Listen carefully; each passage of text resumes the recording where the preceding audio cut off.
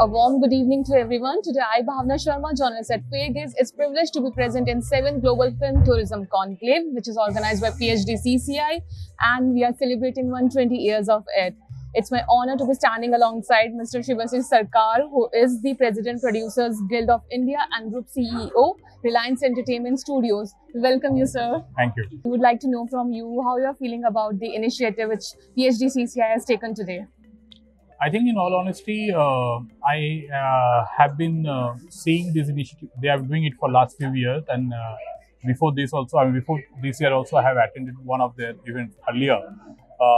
I think it is very important for any organizations or institutions to see that how holistically there can be an approach by which the sectors, whether the sectors of tourism industry, whether the opportunities of film industry, the education part, the empowerment of the people part, the skill development part, how it can work symbiotically. For me, the greatest boon of today's event is honestly, very rarely when you see events, you see very focused on one particular objective. But in this case, the whole event or the whole day's discussion was boiling around that how film as a media, when I say film again loosely, any kind of audio visual, it can be a television, OTT or any other content as a medium, can fuel the growth for the tourism by and large, both in the country as well as outside the country.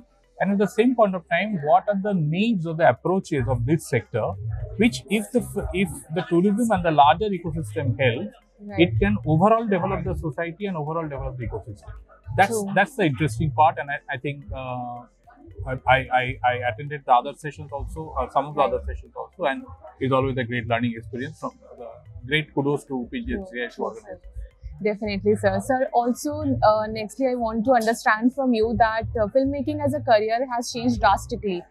So, what do you feel would be the vision for next 10 years? What will be the dimensions that would be changing across India? One thing which has not changed for decades or last 50, 100 years is a passion.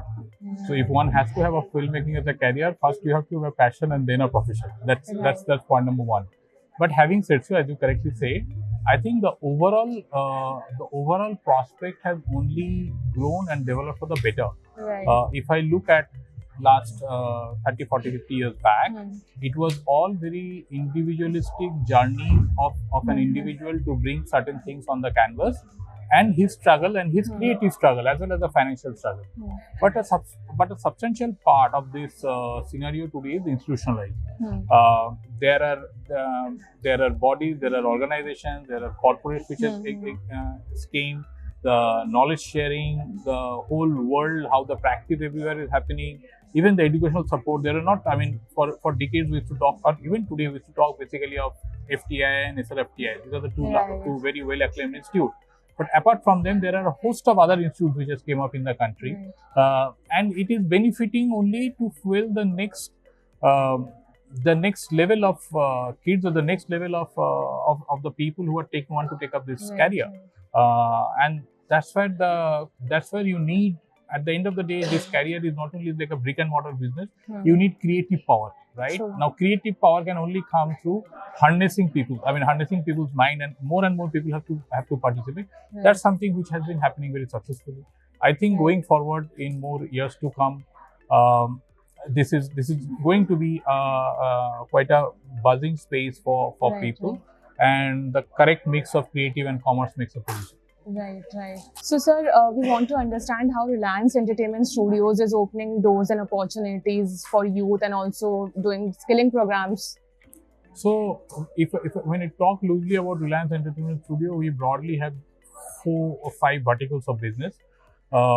We have film production business, we have content for OTT, we have animation, and we have games.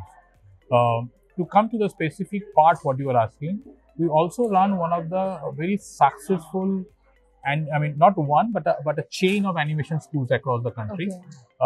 We are almost running for maybe a last decade. Must be more than 10,000 students must have passed out of our school, and it is there across the country in different cities. Those schools are there.